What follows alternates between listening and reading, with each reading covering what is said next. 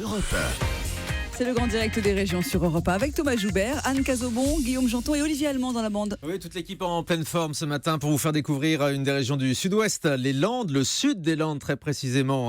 Olivier Allemand, on part dans une région bien précise dans ce département. Oui, parce que c'est là effectivement où est concentré l'essentiel de la population et des sites touristiques dans cette partie du sud des Landes et du sud du département, tant les attraits naturels et patrimoniaux sont nombreux dans cette partie. Alors le sud des Landes, c'est évidemment bordé à l'ouest par l'océan Atlantique. On va se situer de la plage à peu près de Molliette à celle de Tarnos, en se rapprochant vers la frontière espagnole, bien sûr. Et à l'est, c'est bordé par le Gers, en passant par la capitale thermale, mais la capitale historique de ce sud des Landes, qui est Dax. Alors, on y trouve un territoire pas totalement plat, contrairement justement aux idées reçues, parce qu'évidemment on se rapproche aussi du contrefort des Pyrénées, avec les coteaux de Chalosse, les coteaux de Tursan. Là aussi je vois vos yeux qui commencent à s'émerveiller. Ça y est, on y est. Ça y est, vous y êtes. Vous nous faites voyager rien qu'avec vos parents. Voilà, mais c'est justement ça.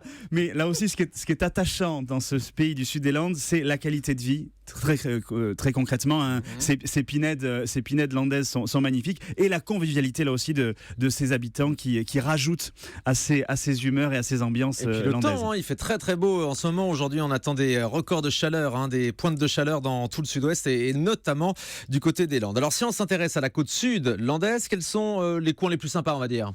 Alors, pour bien comprendre, la côte sud des Landes, c'est une unique plage le long de la côte qui fait plus de 25 km de long.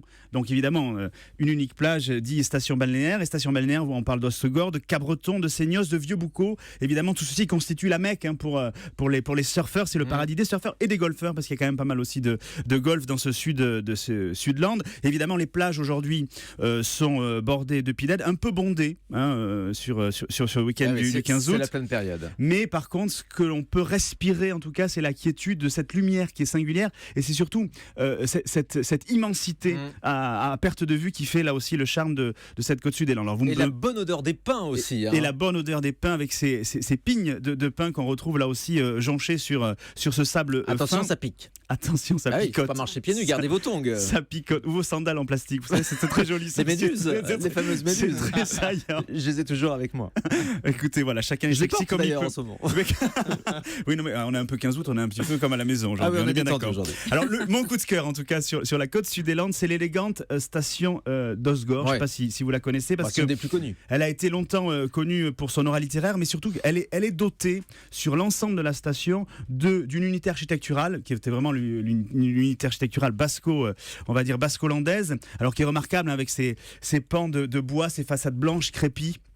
Et tous ces colombages rouges avec des murs saillants, des encorbellements, des loggias, et le monument le plus emblématique de cette architecture, c'est bien le casino d'Hossegor qui date des années 30 et qui est justement le fleuron de cette architecture. Encore en activité, bien sûr. Bien sûr, monsieur, on peut jouer, on peut tout à fait jouer. On peut gagner. On peut gagner, mais on perd souvent beaucoup.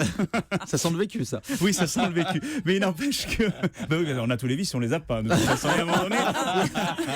où il faut quand même pouvoir profiter de la vie. On est bien là pour incarner ça. Vous avez bien raison. Aujourd'hui. Mais quoi qu'il en soit, là aussi pour les amateurs de glisse, il faut savoir qu'Hossegor, c'est quand même un des spots de France en surf les plus réputés, et dans le monde entier pour sa vague mythique de la plage nord. Et c'est le siège de la Fédération française de surf depuis 1977. C'est dire là aussi l'importance. On a toujours l'impression que c'est Biarritz, la capitale du surf, mais le siège de la Fédé, c'est bien Hossegor. Et c'est bien parce que d'habitude, la plupart des fédérations françaises de sport sont situées à Paris, dans la capitale. Or là, c'est bien délocalisé dans la région du surf. Exactement. Et là aussi, si vous voulez pratiquer un sport de glisse, là, mon petit coup de cœur sur Hossegor, c'est pas forcément la plage, que ce soit la centrale ou celle du nord, mais c'est bien le lac d'Hossegor qui se remplit d'ailleurs tous les jours, parce qu'il y a évidemment un canal commun avec l'océan Atlantique. Et c'est le paradis pour pouvoir pratiquer le paddle sur le lac d'Hossegor, parce que justement on n'a pas les influences des marées et on peut justement s'initier au paddleboard. Et pour ça, le stand-up paddle, parce que là aussi, Anne, pour le gainage, c'est quand même parfait. Mais que voulez-vous dire ? Il faut être très très clair. Qu'on s'arrondit avec ses chroniques cet été, c'est ça ? Non mais honnêtement, c'est assez facile d'accès. Mais je sais, j'ai essayé le paddle en Bretagne pour le coup, mais c'est magnifique, c'est très facile. Alors justement, pour ça, vous vous rendez sur la plage des Chênes, qui est vraiment au bord du lac, et ça coûte à peu près 35 € la demi-journée en cours collectif ou 70 € en cours individuel pour pouvoir pratiquer. Le paddle, on est à genoux sur une planche et on est debout. On est debout, d'accord. On est debout sur la planche, et effectivement, et on a une pagaie, une unique pagaie pour pouvoir avancer. Et c'est vrai que j'ai vu Orlando Bloom qui fait ça avec Katy Perry dans la presse ce week-end. Oui, bon, je pense franchement que c'était plus joli à voir lui que moi, parce que j'ai quand même essayé. Mais il n'empêche. Si vous n'avez pas vu les photos, il était nu, il était surpris par les paparazzi. Orlando Bloom tout nu en train de faire ce paddle. Oui, bah écoutez, voilà. Ça, je le ferai pas. Il n'y avait pas de paparazzi pour vous, Olivier, de toute manière. Mais enfin, bon, bref. Dommage pour votre Skyblog, ça aurait été bien. Vos fans auraient été ravis. Oui. Je vais continuer donc ma chronique sur Osgore, que les choses soient très très claires, parce que comme dans tous les villages landais, là aussi, en plus du paddle, il faut pouvoir découvrir le sport traditionnel landais, qui est la course landaise, qui consiste à effectuer des figures acrobatiques face aux vaches. Et là aussi, tout l'été, à Osgore, il y a des arènes, comme dans tous les villages landais, et c'est tous les mercredis soirs à 21h30. Il faut savoir que la course landaise date du 15e siècle, donc vraiment, les pratiquants, là aussi, doivent réaliser des plus beaux sauts et des plus beaux écarts face aux vaches. Et c'est vrai que c'est toujours une sortie familiale assez estivale, on va dire. Ça sent bon les vacances. Et là, c'est donc tous les mercredis soirs dans les arènes d'Osgore. Donc c'est 10 € pour les adultes et 5 € pour les enfants. Et rassurez-nous, aucune vache n'est maltraitée pendant ces fêtes. Non, ni aucun concurrent d'ailleurs. Quoique, oui.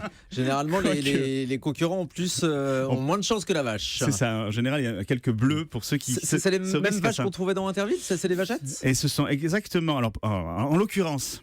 Dans les arènes d'Osgore, c'est effectivement les vaches de la ganaderie à Labatt, et qui fait justement ce qu'il y a un certain nombre d'arènes, et qui occupe un certain nombre d'arènes durant tout l'été, et dans toute la France d'ailleurs. Ce sont les vaches d'Interville qui sont celles de Monsieur Labatt. Voilà. Donc dans les arènes d'Osgore à 21h30 en ce moment, sensation garantie tous les mercredis soirs. Ouais. Alors si on pénètre un petit peu plus dans l'intérieur des terres, quelles sont les visites incontournables de la région?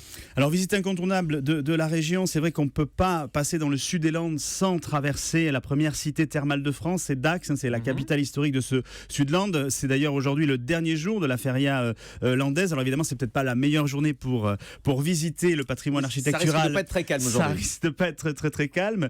Mais quoi qu'il en soit, quand on parle de première cité thermale de France, il y a de nombreux vestiges qui rappellent l'importance de la source chaude dans l'identité de la ville. La première d'entre elles, c'est en plein centre de la ville, la Fontaine Chaude, qui est un monument gigantesque où l'eau coule aujourd'hui à 62 degrés. Et c'est une source qui existait déjà à l'époque des Romains. Source naturelle. Source naturelle, avec un débit de plus de 2400 mètres cubes par jour. C'est dire là aussi l'importance. Exactement. Mais pas avec l'eau. En tout cas, cette source-là, c'est la première fontaine d'eau chaude de France. Et pour la petite histoire, elle est aussi surnommée la source de la Nède, qui est le nom de la déesse des eaux. Elle a des vertus en plus, cette eau. Elle a des vertus évidemment qui sont guérissantes, ça c'est sûr, parce que la vertu de l'eau a même inspiré une légende, et là aussi qui est très présente dans le patrimoine de la ville, qui est incarnée par la statue du légionnaire, parce qu'on raconte qu'un légionnaire romain aurait jeté son chien mourant dans cette eau, et il l'aurait retrouvé plus tard en pleine santé.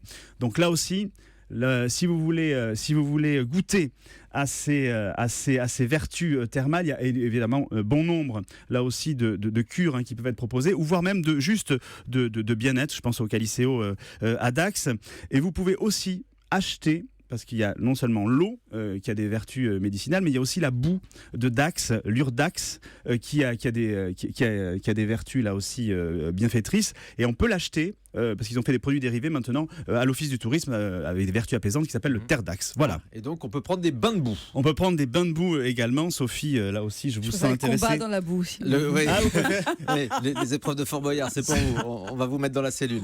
Mais Sophie, en tout cas, si vous voulez, là aussi, prendre du plaisir à Dax, je vous conseille d'aller faire un petit détour dans les halles couvertes de Dax pour découvrir toute la gastronomie du Sud-Ouest qui fait partie intégrante de cette culture conviviale landaise. Donc Donc ici, on se partage les asperges parce que justement l'asperge pousse bien dans le sable. Donc c'est ce qu'on appelle les asperges des sables. Le bœuf de Chalosse, les canards fermiers, le foie gras, le kiwi de l'Adour. Là aussi, au bord de l'Adour, il y a du kiwi depuis une trentaine d'années. Et c'est encore la région du foie gras, Max. Les Landes, bien sûr, les Landes, c'est vraiment le foie gras. Il y a des exploitations. C'est d'ailleurs la première économie de ce sud du département. C'est bien l'élevage de foie gras avec là aussi un certain nombre de marques bien connues.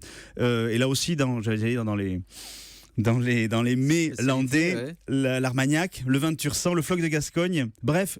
Quoi qu'il en soit, c'est toute une série de produits qui sont vraiment labellisés, appellation d'origine protégée. Et ça aussi, c'est important de le souligner.